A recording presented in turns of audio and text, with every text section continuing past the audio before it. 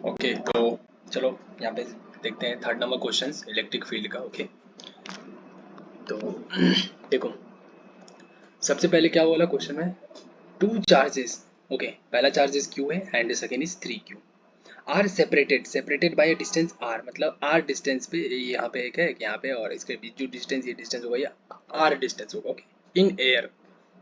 उसके बाद बोला at a distance x from charges q। ठीक है, तो देखो पहले जो बोला है ना उतना सा, अगर ज़्यादा लंबा क्वेश्चन होता है ना तो क्या करना है, थोड़ा थोड़ा पढ़ करके और उसका डायग्राम बनाना है। ठीक है, तो देखो हमने डायग्राम यहाँ पे बनाया है। हाँ, वही चीज़ यहाँ पे डायग्राम है मेरा कि दो चार्जेज है।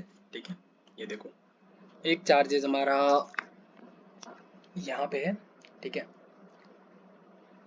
मैं थोड़ा सा दूसरा कलर ले लेता हूँ, लेट से येलो कलर। ओके, यस, तो एक चार्जेस तो मैंने यहाँ पे ले लिया एंड 3Q इज हियर।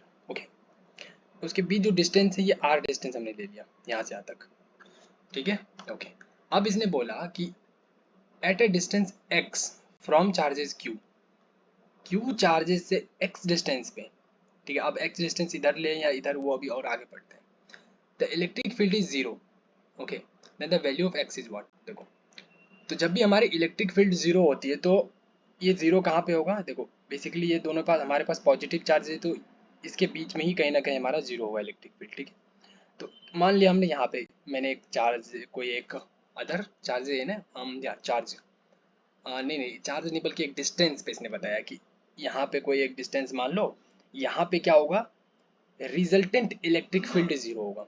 ठीक है, रिजल्टेंट इलेक्ट्रिक फील्ड का मतलब क्या होता है, जैसे देखो हमारे पास दो वेक्टर होते हैं। ठीक है, इसका रिजल्टेंट निकालते हैं तो ऐसे रिजल्टेंट यहाँ से निकालते हैं हम ऐसे करके।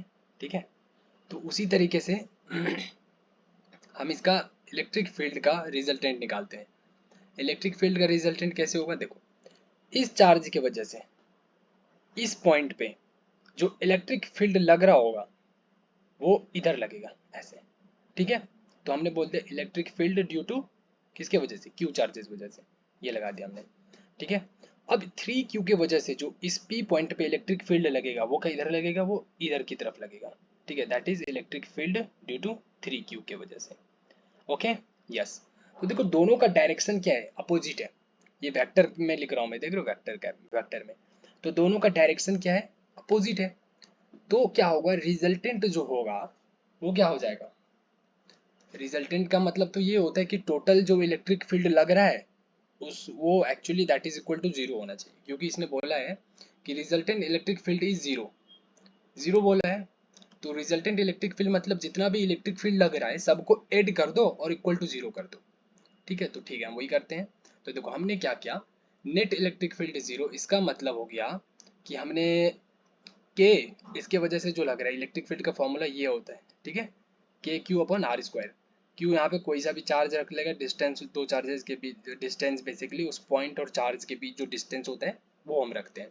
ठीक है, यस, तो देखो छोटी इस क्यू के वजह से जो इलेक्ट्रिक फील्ड लग रहा है वो हम लिख रहे हैं यहाँ पे K Q upon R square X square. Okay, क्योंकि डिस्टेंस क्या है मेरा, इस पॉइंट का एक्स है।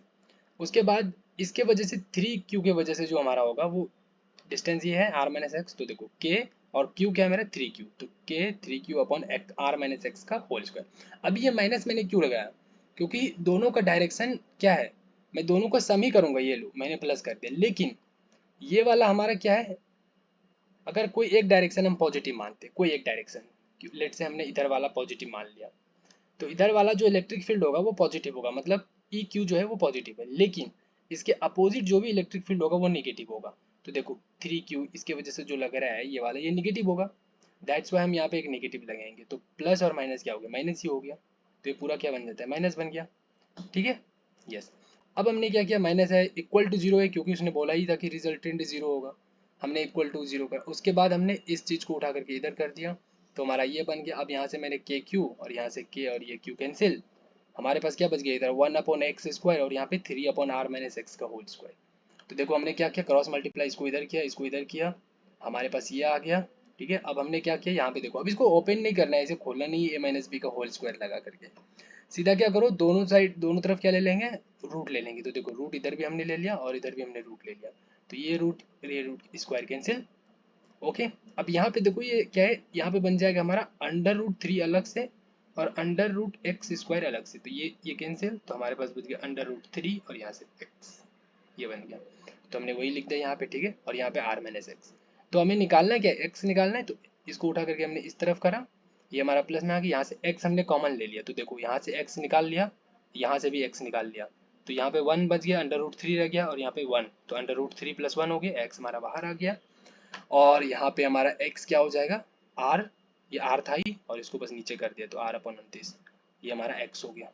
ओके, अब देखो ये x निकल गया, ये वाला डिस्टेंस देखो, ये डिस्टेंस क्या हो गया मेरा, ये डिस्टेंस निकल गया। अब वो अगर वो पूछेगा मुझसे कि चलो ये तो बता दिया तुमने कि ये x जो है वो q से डिस्टेंस बन रहा है, 3q से जो डिस्टेंस बन रहा है वो क्या होगा, तो देखो वो जो होगा मेरा क्या हो जाएगा, देखो वो हमारा r - x है, तो r हम रखते हैं ऐसे ही, ठीक है। और x क्या है मेरा, x का वैल्यू अभी हमने निकाला ना, r अपॉन √3 + 1, तो यहाँ पे r अपॉन √3 + 1, अगर इसको बोलेगा कैलकुलेट करने तो कैलकुलेट कर देंगे, वैसे तो आंसर अभी मेरा ये वहीं तक हो रहा है।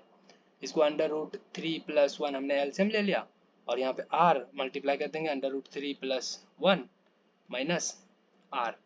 ओके, तो देखो क्या हो गया, इसको सबको मल्टीप्लाई करेंगे एक एक करके इसके साथ, फिर इसको इसके साथ, ठीक है। तो क्या हो गया, r√3, फिर हमारा प्लस r, और यहाँ पे एक माइनस r मेरा बाहर में है, √3 + 1, तो देखो ये कैंसिल, तो क्या हो गया मेरा r√3 अपॉन √3 + 1 ऐसे, तो देखो ये हमारा आ रहा है, ठीक है। ये हो गया मेरा, ये डिस्टेंस किससे हो गया, 3q चार्जेस की वजह से जो डिस्टेंस बन रहा था इस पॉइंट पे, हमारा p था ना, ये जो डिस्टेंस हो रहा था वो ये हो रहा था, और ये वाला जो डिस्टेंस हो रहा है ये क्या हो रहा है, ये मेरा q चार्जेस इधर था और यहाँ पे कोई p पॉइंट था, ये q चार्जेस था, यहाँ से जो डिस्टेंस बन रहा है वो यहाँ से बन रहा है, ठीक है। समझ आ गया, ओके। वैसे अभी हमें सिर्फ ये पूछा था, अगर ये पूछा होता ये से निकाल लेते, कोई दिक्कत नहीं है।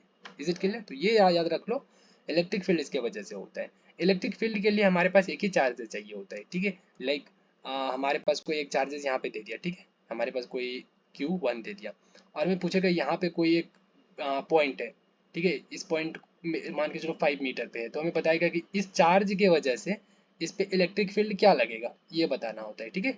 इस चार्ज की वजह से इलेक्ट्रिक फील्ड जो है वो क्या हो जाएगा, इस पॉइंट पे क्या होगा, ठीक है। तो वो निकालना होता है कि क्यू जो हमारे पास है, तो Q1 है, कि Q1/r², मतलब 5 का स्क्वायर कर दो, तो जो भी आएगा यहाँ पे ऐसा आंसर होगा, ठीक है। Clear, okay.